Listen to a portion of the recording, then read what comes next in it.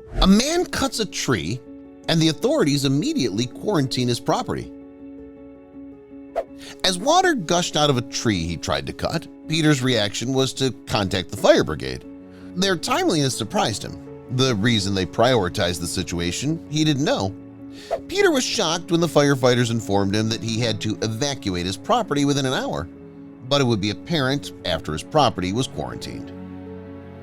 Although weird, this situation shouldn't require his property's restriction. Peter's family required an explanation which the firefighter squad failed to provide. Fortunately, Peter knew the exact person to call, so he called as they packed. Later, Peter would come to realize the reason his estate was restricted.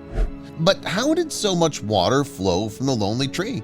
And what made the local government authority care so much about it? Peter wasn't a newbie to felling.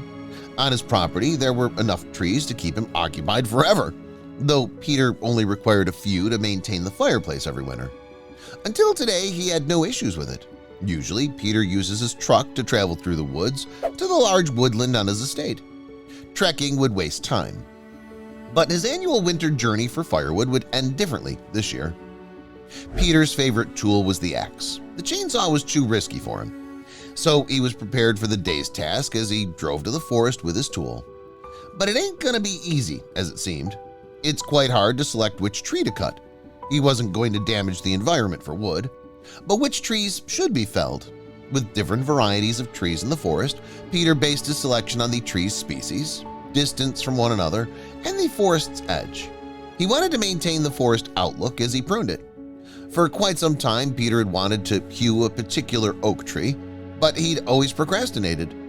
For years, he'd told himself that it would be enough for a few winters after another year of growth. Today was different. After years of its growth, Peter had decided to cut the tree down today. He ensured he had the best tools. He bought high-quality axes, both in size and shape. He wanted to get a chainsaw, but he relented. Truthfully, Peter never wanted to get a better tool, but from interactions with friends and professionals, he figured out that he had to at least use the best primitive tools, as a chainsaw was out of consideration for him. This doesn't completely nullify the danger, though.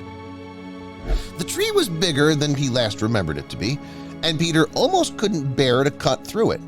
But things took a new turn as he got to work with one of his new axes. Blow after blow, the tree didn't seem to have received much damage. He invested more effort as he continued hacking through with little progress. Peter thought about whether he had overrated his ability. Using all his strength, Peter lunged as he chopped at the tree. Eventually, he hit it deep. Though it wasn't satisfactory, it's still progress. He might be able to push it down after chopping deeper. It required a lot of time and power. He had a breakthrough on the third hit. He pushed and created a small hole by twisting off the bark with the axe. As he moved closer, Peter never foresaw the next event, which changed everything. He prepared to hit the hole, which seemed to be empty as he squinted into it. Water furiously rushed out of the hole before Peter could look into it. He jumped to avoid getting wet. The tree became a fountain? Peter quickly moved his truck to avoid being stuck in the thick mud forming around the tree. Peter never knew how far the water would spread. Peter returned after packing his truck far away from the tree, only to discover that the water discharge seemed to be getting faster and would fill up his property if left unchecked. He was stumped. Peter was surprised by the fire department's quick intervention, as he didn't have much hope for their response when he called them. Water control should be easy for them, he thought, but he was asked to move. Although he wasn't certain whether he could curb the disaster, Peter was thankful for how seriously the firefighters took the matter with the presence of various equipment. While on the phone, he was required to desert the tree area as they decided to meet on a road a safe distance from the tree. Peter ensured to take a picture of the tree as he left. As he arrived later than the fire truck at the edge of his estate, Peter could hear the loud sirens as well as see the flashing lights along the road.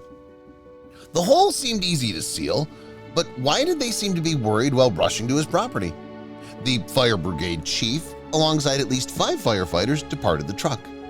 The chief required Peter to stay and narrate how the incident occurred, as others headed for the tree after getting the description from Peter and seeing the small water stream forming on the property. With his property endangered, Peter wanted to help, not to stay away, but the chief required him to stay away and explain himself.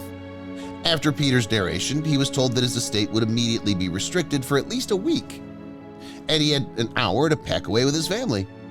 The chief couldn't be bothered to entertain Peter's many questions. He went to join the others as Peter drove home.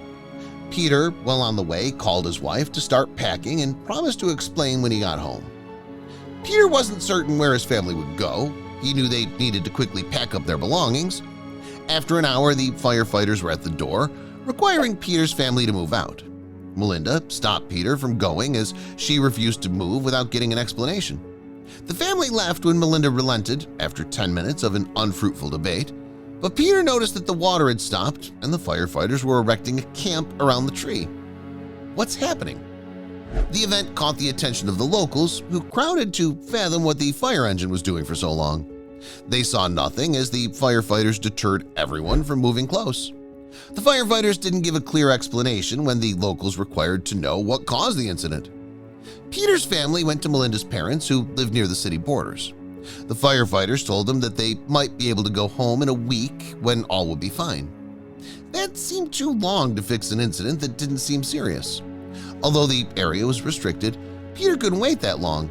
He wished to know what was wrong. He wasn't bothered about the possible danger. He would check it out that night. To his dismay, even at midnight, the property, especially the tent around the tree, was still strictly guarded. Nobody could get to the tree. It all seemed very confidential. Disappointed, Peter returned to Melinda's parents to sleep. He only had a way to figure out the situation. He wasn't hesitant to call the next morning. Peter was quick to contact the fire department because he was very familiar with the tennis club commander, a kind family friend. But the commander seemed to have been avoiding his call after he'd reported the situation, even though he had previously told Peter to inform him of any incident. In the morning, all of Peter's efforts to contact the commander proved futile. Peter eventually got his opportunity to know everything. After a brief hesitation, the commander told him to come to the station after he got in contact with him. Before getting there, though he tried, Peter had no sensible explanation for what was going on with his estate. Thankfully, the commander seemed to have one. On arrival, he was guided to the office where the commander awaited him on the second floor. The commander was serious, and he had a map of the area on his desk, to which Peter was quick to spot his estate before greeting. The map seemed old, though. The commander explained to Peter that he was aware that the leakage would happen ever since Peter told him his home address. This explained why he wanted Peter to contact him in case of an incident. There was a water source beneath Peter's estate.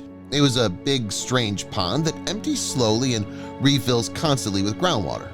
A hidden lake that the authorities had decided to make an emergency source for droughts common in the area. It was gradually put aside after a lack of usage for years.